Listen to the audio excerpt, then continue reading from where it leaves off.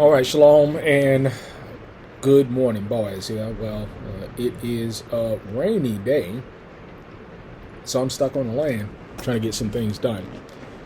But what I wanted to talk about real quick was the challenges that people that, the challenges that people who want to start a business, and it could be any business, but I'm going to focus on the trades, whether it's electrician, plumbing, handyman, laying floors, tiling, roofing, whatever it may be, right?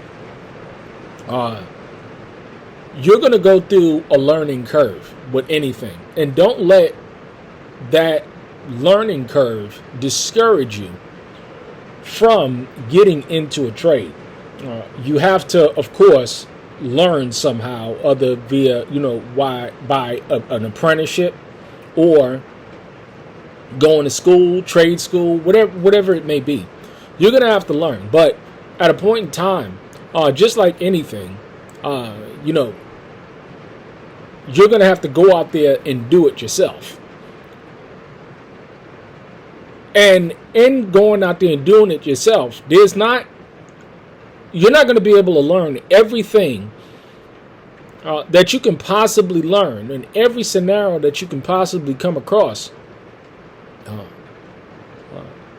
in a trade environment or in an apprenticeship environment. I know personally I learned a lot when it came to how to build. However, you're going to have to go out there and you're going to have to learn how to overcome those obstacles. And sure, you're going to do bad jobs. You're going to mess up on projects earlier on in your business. I did. This is just the normal challenges associated with starting a business. And a lot of people, they're discouraged because they say, well, what if I put this floor down wrong? Or what if I, don't do a great job on this sheetrock? Hey, it happens. The idea is that what you want to do is you want to go into every project that you have with a good spirit and be willing to do the best that you possibly can in order to please that client. And hey, I've been there, done that. I've been in situations where I've done my best and the client was not pleased. And I've been, in situations like that, I've walked away and did not accept a penny of the client's money, although I did the work. Hey, if you're not satisfied with what I'm doing, hey, no problem. It happens throughout your career. But, I say all this to say, I recently was out and I recently ran into someone, and the gentleman's a little older than me, and he was talking about quality, right? He was talking about quality. And I get it, you know what I'm saying? Because, and this person, they're far better, superior than me in terms of carpentry. I've seen them throughout the years, and I've even had the opportunity to work with them, in the past. And let me tell you, they're a better carpenter than I am. There's a lot of people that I know that are better carpenters than I am, okay? But that doesn't stop me from going out there and getting after it. But what I wanted to focus on in particular was the results. Because, see, at the end of the day, the reason why we get into carpentry, the reason why you become a plumber or an electrician or whatever it is that you want to do is hopefully, first and foremost, you love what you do. But second, to make money, to provide for your family. And so what I did was, because they was like, what about quality? Quality. And again, I agree totally. But what this person lacked, which I challenged this person, because how, people, they will say something, but it's not based on, their intentions are not good. Their intentions are not good.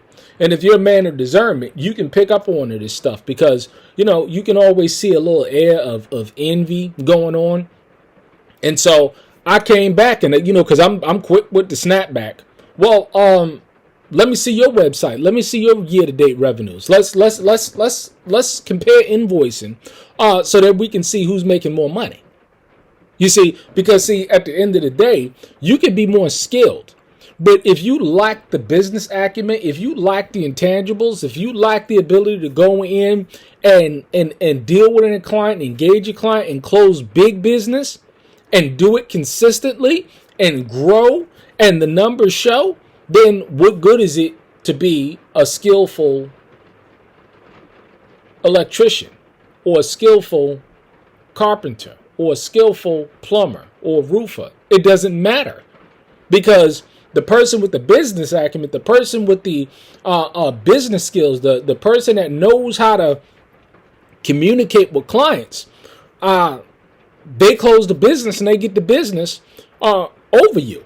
I'm pretty sure, even with jobs in my career, I'm pretty sure that they passed over more educated people for the job to hire me. And the reason why they do that is because there's those interpersonal intangibles that you have to factor in, that a lot of people, they don't factor in. They may be good electricians or good carpenters or good roofers or good siders or whatever it is that they may be. But they lack the business aspect, the ability to go out and close that deal.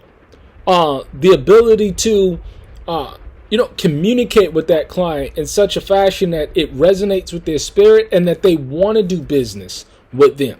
This is what these people lacking. And so, although, I ran in this person, right? I make more money than them. I said, let's look at invoices. Let's look at how much money that you made, how much money have I made, and let's compare.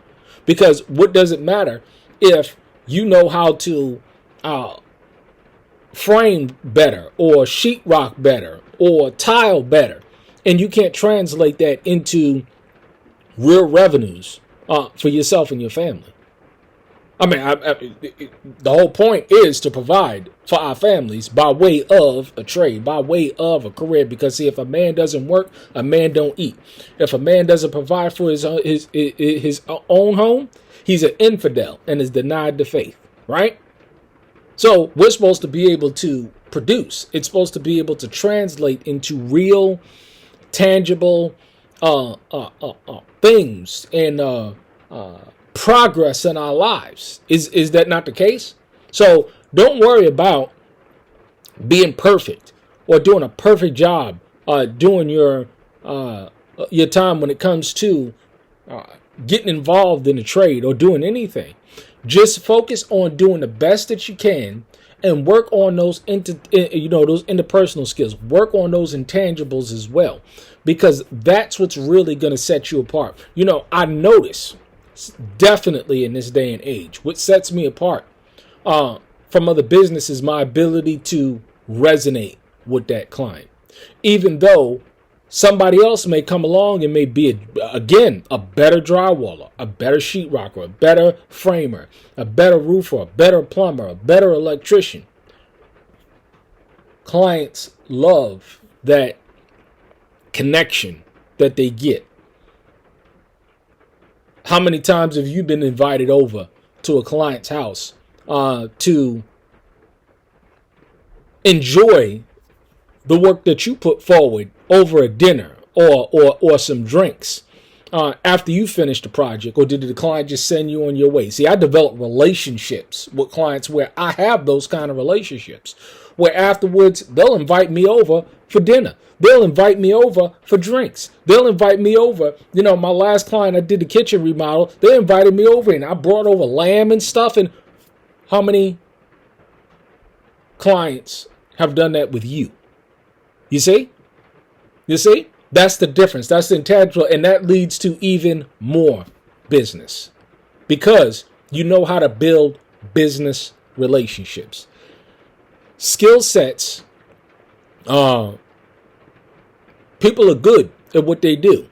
And that's good. And that's great. And me personally, I got no problem with acknowledging when someone is better at something than I am. However, at the end of the day, we got to look at the complete picture of this thing. You making that moolah? You increasing?